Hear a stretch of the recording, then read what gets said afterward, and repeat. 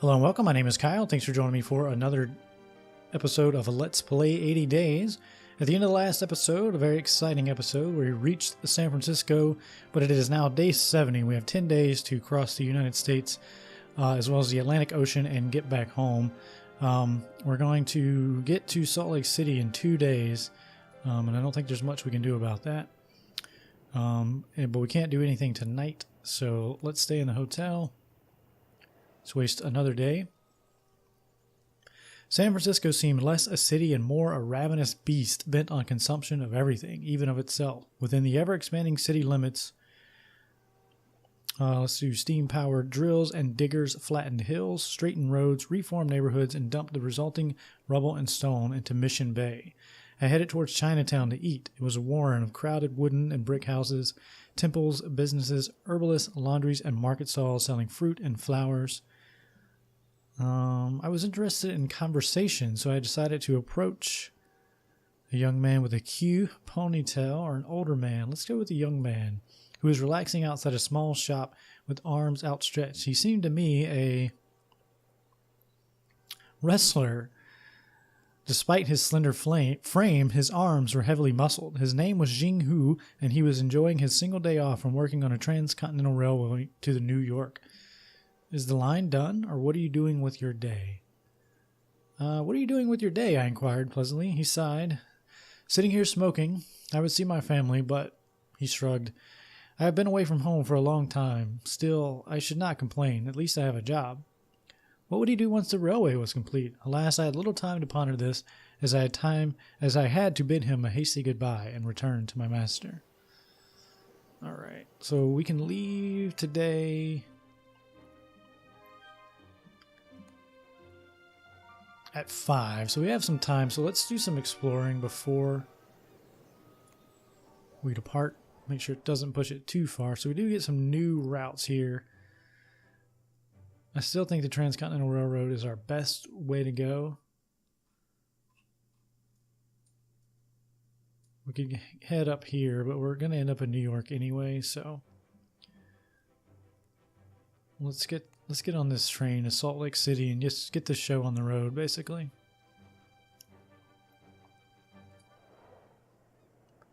I sloped towards recently constructed Long Bridge, which was crowded with families out for a stroll and people fishing for silvery smelt with long poles.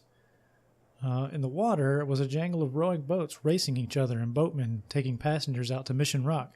Cheers and good-natured shouts emitted from a halfway house in the middle of the bridge. I peered at the halfway house and surmised from the revels I saw spelling out from its doors that it was some manner of drinking den. A man, red-faced and somewhat the worse for drink, bumped into me. I excused myself politely, and he made an apology in return, slinging an arm around my shoulders. "Oh, hallo!" he exclaimed. "You don't sound like you are from around here." "You do not sound American either," I retorted. "No matter, I was Dutch once in a past life, but now I am as American as President Grant. This is a land of newcomers. You a prospector?" "I'm a traveler," I said. "I'm traveling around the world." He laughed. "Oh, yeah? And I'm a Navajo chief." I insisted on the truth, sketching out in brief some of my adventures with my masters. "What? Really?" His eyes widened and he slapped his thigh. "That's incredible." A brown-skinned woman slipped her arm into hers. I looked for an introduction, and the man smiled quickly. "Ah, my manners," he shook his ruddy face. "I am Anders, and this is my wife, Jenny." I feel like I would compliment him on his clothes. "It's a beautiful jacket," I complimented, bowing my head. "I made it," Jenny replied with a tiny, wicked smile. "I am very skilled with the needle." I hesitated, the obvious questions about her origins on the tip of my tongue. "Are you—" I let my rather uncouth question trail off in embarrassment. She laughed with full-throated pleasure. "I am of the Modoc tribe, what the New Americans call Indians." Jenny rolled her eyes. "I do not mind your surprise. Most of my tribe has been taken to the Klamath Reservation in Oregon." What is a reservation?" Jenny looked at me with utter astonishment. "They are tracts of land where the first peoples are relocated when the whites decide they want the gold, the silver, the coal, the buffalo, and our homelands." Anders whispered something into Jenny's ear, and she laughed, though I feared I had opened an old wound with my prying questions. I nodded and found my way back to Monsieur Fogg, who was sitting drinking tea with a disconsolate frown. "It tastes like soap," he remarked, but would say no more. All right, so let's get on the train.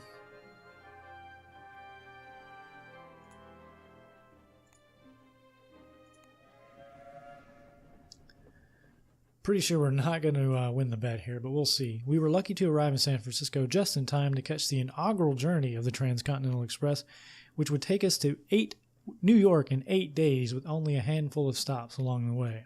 So we have 8 days. It'll be the 79th day when we even get to New York. So let's see what we can find out. Greetings, Monsieur Durant. Good day, Mr. Salt Lake City. Salt Lake City is a Mormon colony where polygamy is the norm. Let's talk about Dallas. What a question. Still, some buyers will pay well for top hats from Dallas. Omaha? You mentioned trains. I've been told my brother always wanted to travel aboard the Canadian Pacific Railway to Gastown from Calgary. Calgary? Have you heard that Calgary, the quickest way to Calgary from here is through San Francisco? Let's play some dominoes, talk about Calgary a little bit more. You might be interested that traders in Ottawa will pay extremely well for walrus teeth from Calgary. Ottawa?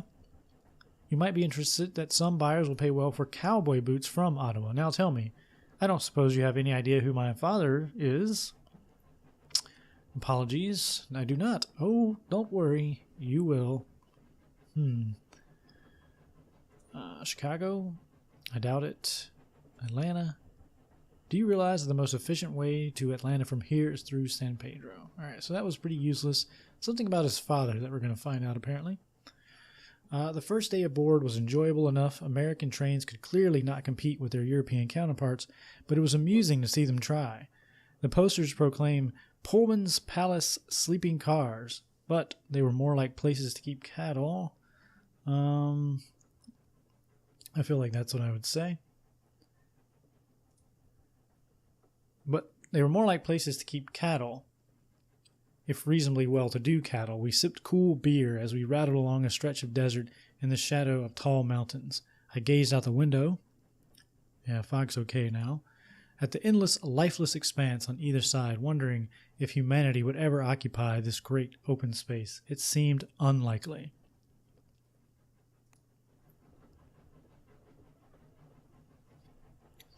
Converse. What is your wish, master? Why, my dear Passepartout. Let's talk about money. I am most satisfied about our wallet. We are very well provided for. You have been most shrewd with your decisions. I am in roaring health, but we must make haste. Yeah, I agree. I just don't know that we can make much haste because we're kind of on a train. Our fellow passengers were a curious mix of gold and silver prospectors, homesteaders, farmers from all corners of the world, Mormons, missionaries, soldiers, and stiff-necked gentry of various sorts. I gave a young black woman with a deep red bonnet and an infectious laugh a nod of greeting. Her name was Diana. I am meeting my husband in Cheyenne, she told me. He did construction work in New York, but New York isn't safe anymore. We have enough money to move on now. Why isn't it safe? I queried innocently, having only the broad strokes of American news and history. You did not hear of the draft riots in Europe? She asked wonderingly. New York has always had Confederate sympathies, and when the Union began drafting New Yorkers, they rioted. They killed and burned black homes. My husband has never felt safe since. But now, we're moving to Cheyenne. She smiled, nearly glowing with happiness.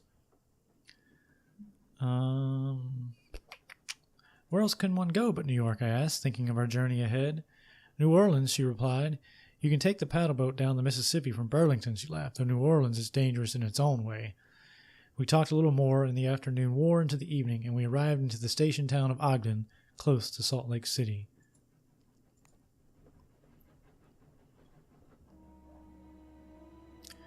Alright, so we can sell a couple things, apparently. 420, 300, 360. Wouldn't mind selling something just to get rid of this suitcase. What's the most valuable? It's probably more valuable the longer I hold on to it, but I'm going to get rid of the zoetrope. Move the top hat over.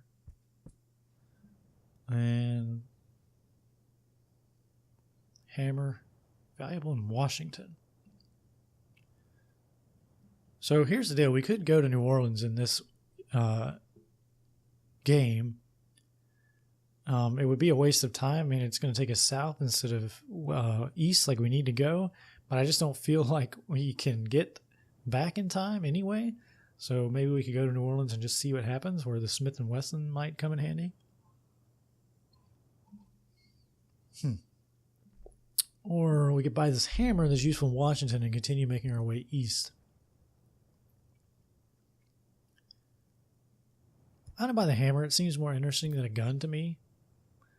And I'm probably going to skip New Orleans in this adventure anyway. So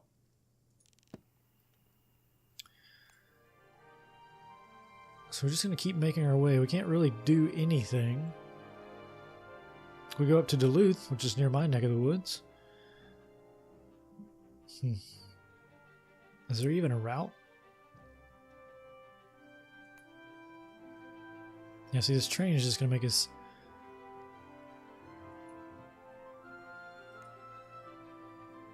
take a day just waiting on the train every day. I mean, it's night already today, but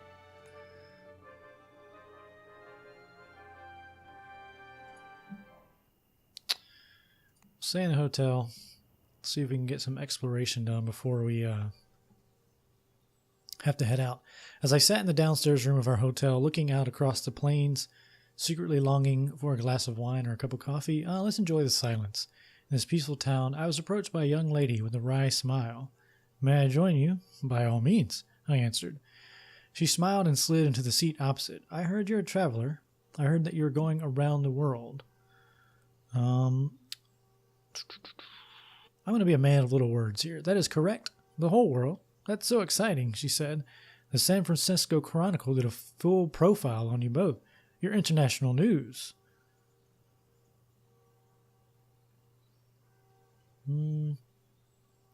Let's try this. "That may skew my master's experiment in our favor somewhat," I observed. "He intended to show our journey was possible under normal circumstances." She smiled. "You sound tired of your adventure." More anxious than tired," I replied. "We are nearing our journey's end." "You're barely halfway around the earth," the girl replied. "Is there not still the great Atlantic to cross?" "We will travel in an airship, I should think," I told her. "Airships can cross the ocean in just a couple of days, and less time than it takes a train to cross America." "Oh, that's interesting and good news." She shook her head, delighted. "In the last 30 years, we have irrigated this valley, planted crops, and built half of our temples," she said. "Meanwhile, the rest of the world is building a town out of entire countries. I cannot understand it." "And do you wish to travel?" I asked. She fell silent for a moment, and I realized I had reached the heart of the matter. "With all my heart," she said. "But what my family are doing here and what they are building, it is too important. It needs every hand and every heart to make it fly. But if all else were different, then why, I would hang onto your coattails like a shot, monsieur, and ask you to show me the shores of Europe." "When you are old, such a trip will be a matter of a short holiday. Or then you should come." "I'm going to ask her to come," I insisted. "No, monsieur, I should not," she replied, shaking her head. "I cannot pretend my desires come above the needs of my people. After all," she added candidly, "you hardly follow your own desires. Do you, monsieur?" "I am loyal to my profession, as in a sense am I," she replied. The evening was wearing on. The young lady rose and bid me farewell and bon voyage. I watched her go, feeling suddenly, curiously old. In 100 years, I wondered, what would curious historians make of our adventures? Very little, I suppose. That was a little melancholy. San Pedro to Vegas, Albuquerque. So I could go down to Albuquerque, but the train stopped at Ogden, but the trip to Salt Lake City was a brief jaunt along a branch road. The land around was well cultivated. The place itself was a tedious grid, laid out with utmost regularity. If there were to be any dirigibles in the American skies in the future, they would look down and see a crossword puzzle written upon the land. For a Mormon colony, I was surprised by the lack of churches, but it seemed one temple was enough to suffice their needs as a community. Certainly the town did not seem very densely populated. I knew little of the Mormon faith. I was naturally intrigued by their polygamy, but was curious as to their history, but was more intrigued by the Great Salt Lake itself. Let's go for the history play here, but was curious as to their history, and so attended a lecture delivered on the courthouse steps by one elder William Hitch, who detailed a long and detailed account of the persecutions of the Mormon prophets by the United States government. Most of the detail was lost on me, or the most interesting part was the tale of Joseph Smith, a Vermont farmer who became a mystical prophet in 1825 after a celestial messenger provided him with the annals of the Lord. His career turned into a mixture of preaching and banking, or was curious to be in the presence. So we can continue kind of going down the Joseph Smith history path, which I do know a little bit about, or it was curious to be in the presence of young faith. I think I'm going to choose that second option just because I'm a very curious man as Passepartout. In Europe, religions must survive at least 1,000 years to be considered true, but then the streets of Europe are themselves old, whereas America is a younger country, or so the Americans I met seem to believe. All right, so when can we leave? 5, so we could head down to Albuquerque. I'm just going to stay on the railway here.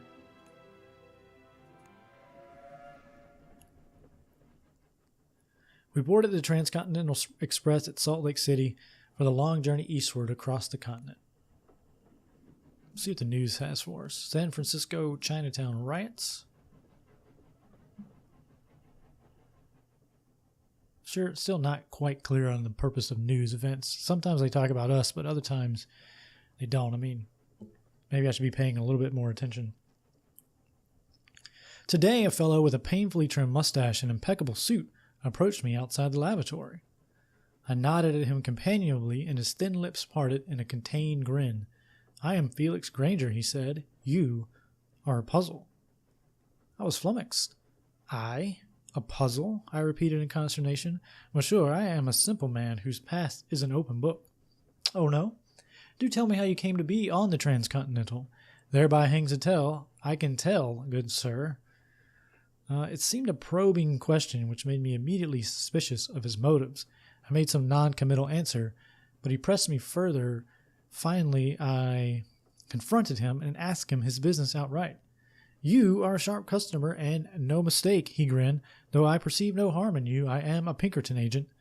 I knew a little of the Pinkertons. They were a detective agency and had been hired by Abraham Lincoln himself during the American Civil War. All right, so yeah, remember, we are being pursued for robbing a bank. I don't want to say this or this. I'll just say, "What are you doing here?" I asked, fascinated. He looked around before leaning close to whisper his true purpose. "I am here because we have heard rumors that the outlaw Jesse James plans to rob this train, so keep your eye out." Oh, curious? Now, that'd be cool. Let's have a conversation real quick. We stopped at Cheyenne, Wyoming. I guess I didn't get it. For a few hours in the evening, the Pinkerton agent disembarked to talk with a 6-foot-tall woman who wore the latest slim train skirts and a pistol tucked into her waistband. We disembarked also and bid farewell to our fellow passengers.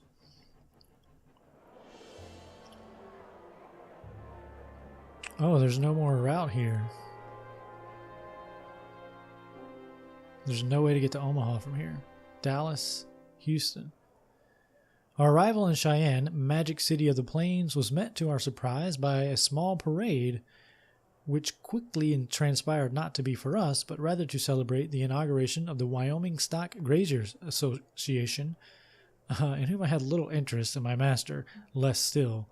The town was otherwise rather small and uncomfortable, and ill supplied with decent tea, though I found myself in a charming saloon, playing a curious card game involving colored sets and runs, which I rather failed to understand, but which the locals took terribly serious, called poker.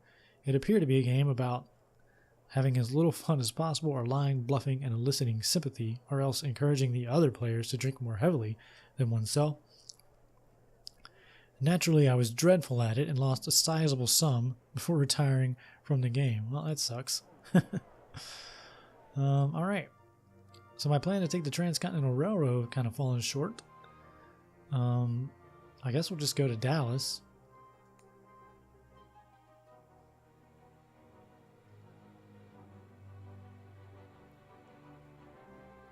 Didn't really want to do that. I thought the railway... Oh, no. Oh, hired carriage.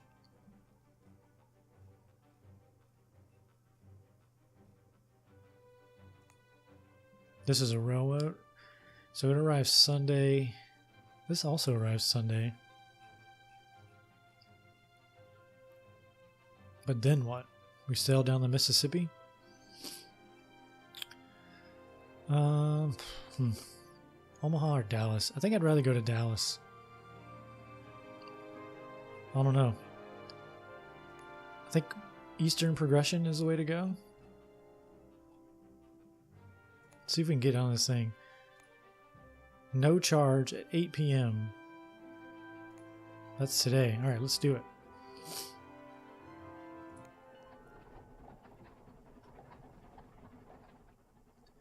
It seemed there were no more trains heading east from Cheyenne for some time, so we were forced to hire an open carriage to carry us as far as Omaha. The ride was somewhat more uncomfortable than a railway, but not altogether that much slower. The road followed a roughly straight route and was kept well clear. So we'll take a hit here on the health, but that's fine. Let's talk about Omaha. Have you found anything in the Times that might help in Omaha? Well, there is a regular service by road from Omaha to Chicago. What about Atlanta? Atlanta was burned down in a fire towards the end of the war. It has not yet recovered. For instance, the most efficient way to Washington from here is through Chicago. Alright.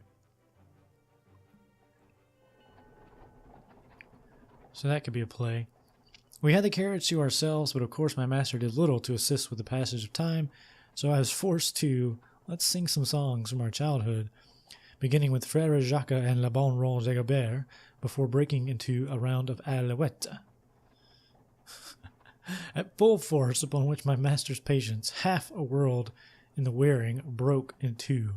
"Passepartout," he remarked, "you have the capacity to be the most irritating travel companion imaginable. I charge you to sit perfectly still and do nothing." "But master, I cannot," I replied with frustration. "I have sat on trains, ships, airships, carriages on this journey of ours, but I have had enough. I must." "What exactly?" he cut in smoothly. "You must dance? Is that it?" The carriage rolled on, and we did not speak, and relations have deteriorated slightly. That's funny. Alright, let's do some grooming here and get them taken care of. We'll stop here in Omaha and probably wrap up this video here. On the second day, something truly unprecedented occurred. "Passepartout," my master declared, "I believe I must apologize." "Apologize, monsieur?" I demanded, truly shocked. "Whatever for? You may act as if you wish." "There is something about this landscape that is most upsetting.